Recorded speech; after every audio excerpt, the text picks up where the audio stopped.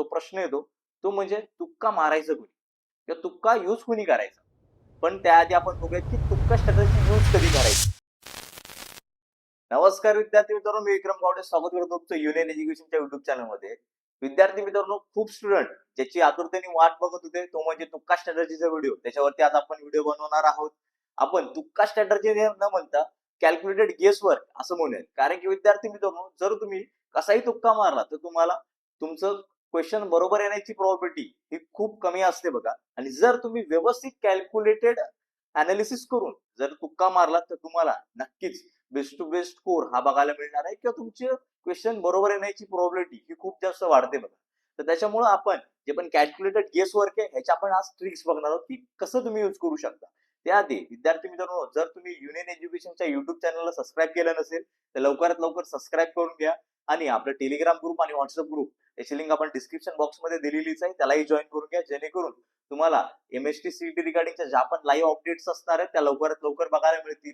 आणि exam preparation साठीच्या ज्या पण शॉर्ट नोट्स असतील, माइंड मॅप्स असतील, फॉर्म्युला शीट्स असतील किंवा बाकीचे टॉपर्स नोट्स किंवा स्टडी मटेरियल असेल ते तुम्हाला लवकरात लवकर इझी ऍक्सेस मिळून जाईल. ठीक आहे, त्याच्यामुळे डिस्क्रिप्शन बॉक्समध्ये टेलिग्राम ग्रुपची आणि व्हॉट्सअप ग्रुपची लिंक दिलेलीच आहे, त्याला तुम्ही लवकरात लवकर जॉईन करून घ्या. तर विद्यार्थी मित्रांनो, सगळ्यात आधी जो प्रश्न येतो तो म्हणजे तुक्का मारायचं कोणी किंवा तुक्का यूज कोणी करायचा. तर विद्यार्थी मित्रांनो, जे स्टुडंट बिलो ऍव्हरेज आहेत, जे स्टुडंट ऍव्हरेज आहेत, जे स्टुडंट टॉपर आहेत, त्या सगळ्या कॅटेगरीच्या स्टुडंटसाठी तुक्का हा खूप युजफुल आहे बघा. आता तुम्ही म्हणाल सगळ्या स्टुडंटसाठी कसा काय युजफुल असणार आहे. तर विद्यार्थी मित्रांनो, एमएसटी सीईटीच्या एक्झाम मध्ये सगळेच क्वेश्चन हे सगळ्या स्टुडंटला सुटतील असं नाहीये बघा.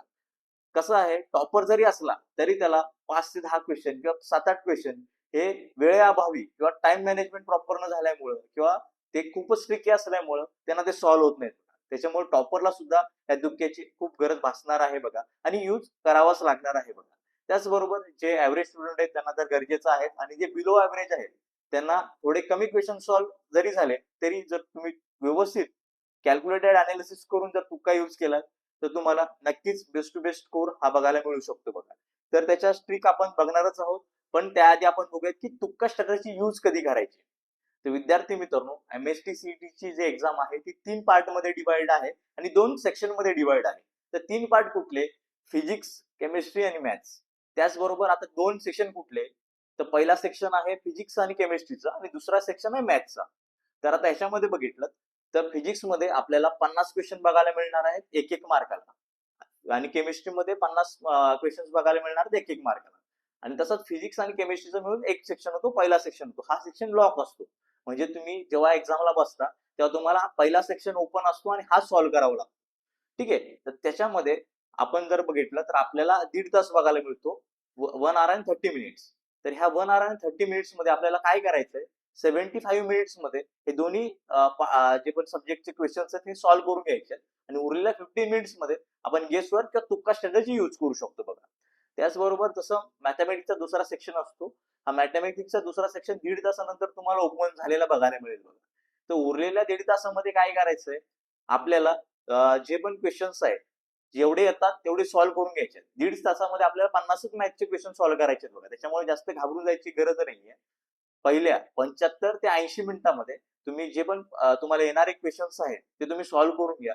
उरलेले 15-20 मिनिटं जे असतील त्याच्यामध्ये तुम्ही तुक्का स्ट्रॅटर्जी किंवा कॅल्क्युलेटेड गेस वर्क हे करू शकता बघा. ठीक आहे, आता तुम्हाला कळालंच असेल की तुक्का एक्झॅक्टली कधी यूज करायचं. तर आता जास्त टाइम वेस्ट नाही करता आपण आपल्या मेन ट्रिक्स कडे येऊयात.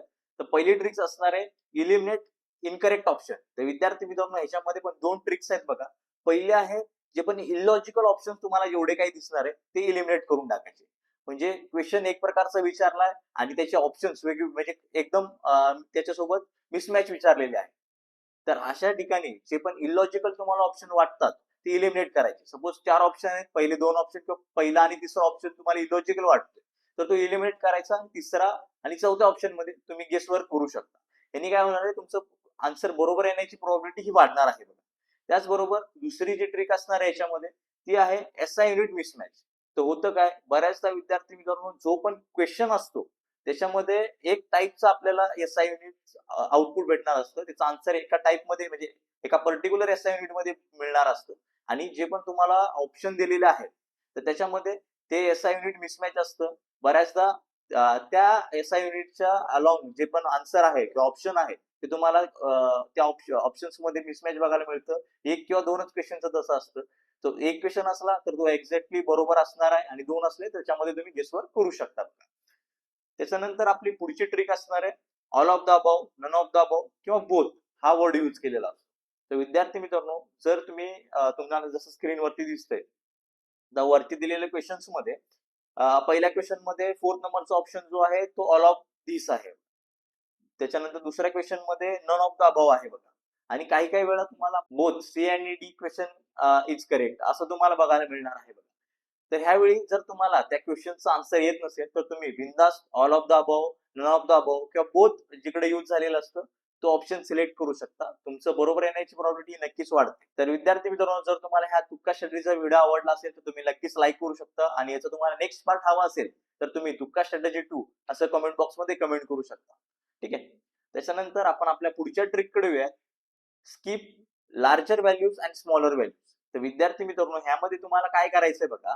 तुम्हाला क्वेश्चन मध्ये जे ऑप्शन दिलेले असतात तर तुम्हाला व्हॅल्यूज मध्ये ऑप्शन असतील तर काय करायचंय, जो लार्जर व्हॅल्यू आहे आणि स्मॉलर व्हॅल्यू आहे ही स्किप करायची.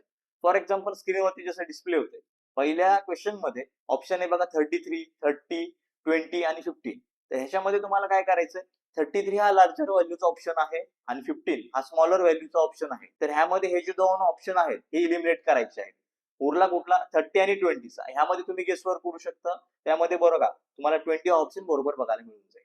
त्याच्यानंतर दुसऱ्या क्वेश्चन मध्ये बघा 20, 25, 50 आणि 100 हे 3 ऑप्शन्स आहेत.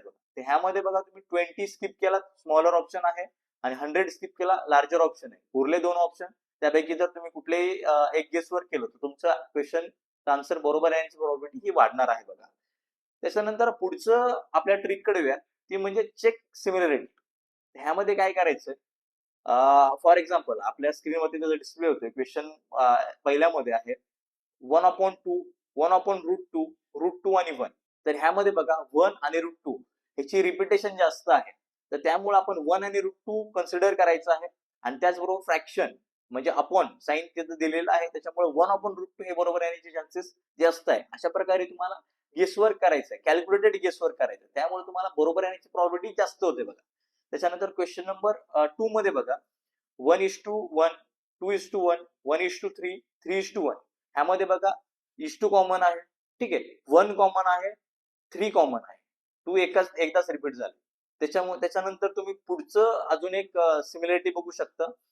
3 आणि 2 हे मॅक्सिमम टाइम लेफ्ट हँड साइडला बघायला मिळत आहे. त्याच्यामुळं 3:1 हे करेक्ट ऑप्शन असण्याची प्रोबॅबिलिटी ही जास्त असते आणि ते ऑप्शन करेक्ट आहे बघा. तर अशा प्रकारे तुम्हाला सिमिलरिटी चेक करायची आहे बघा विद्यार्थी मित्रांनो.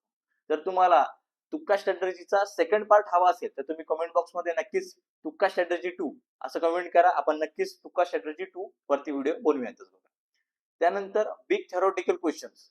आता बिग थेरॉटिकल क्वेश्चन्स जेव्हा येतात तेव्हा विद्यार्थी मित्रांनो जास्त घाई गडबड गोंधळून जायची गरज नाही. जर तुम्हाला त्याचा आन्सर येत नसेल तर डिरेक्टली बी नंबरचा जो ऑप्शन असतो तो तुम्ही सिलेक्ट करू शकता, चूज करू शकता. कारण की जसं आपण लास्ट काही इयरचे क्वेश्चन पेपर अनालिसिस केलेले आहेत त्याच्यामध्ये बऱ्याचदा काय होतं, जेव्हा लॉंग थेरॉटिकल क्वेश्चन येतो त्यामध्ये बी हा ऑप्शन करेक्ट असण्याची प्रोबॅबिलिटी ही जास्त आहे बघा. त्याच्यामुळे लॉंग थेरॉटिकल क्वेश्चन आला तर बी हा हमखास तुम्ही क्वेश्चन चूज करा जर तुम्हाला त्या क्वेश्चनचा आन्सर येत नसेल. अशाच प्रकारच्या MSc CET रिगार्डिंग नवनवीन इन्फॉर्मेटिव्ह व्हिडिओसाठी तुम्ही युनियन एज्युकेशनला सबस्क्राईब करू शकता. जर तुम्हाला हा व्हिडिओ आवडला असेल तर लाईक करू शकता, शेअर करू शकता, कमेंट करू शकता आणि आपल्या टेलिग्राम ग्रुपला आणि व्हॉट्सअप ग्रुपला जॉईन करू शकता. धन्यवाद मित्रांनो.